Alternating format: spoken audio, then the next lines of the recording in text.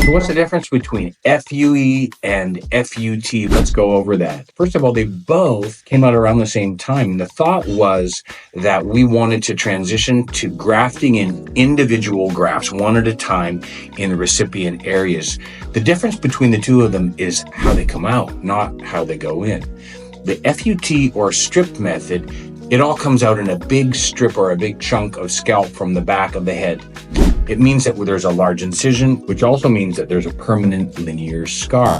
When we make big cuts in places, there's usually a lot more swelling. So the FUT method is usually associated with several weeks of swelling in the back. On the other hand, we have follicular unit extraction or FUE. And this technique has actually come to the forefront now because it's been mechanized and it's very quick. And this is where we actually take out those grafts one at a time.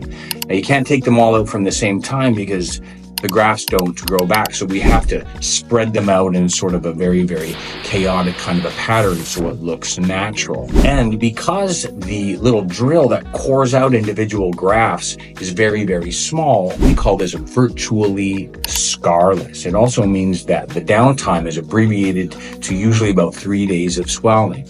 So all in all, for healing, this is a very low downtime and easier recovery method of hair transplant. And that's one of the reasons why it's so popular.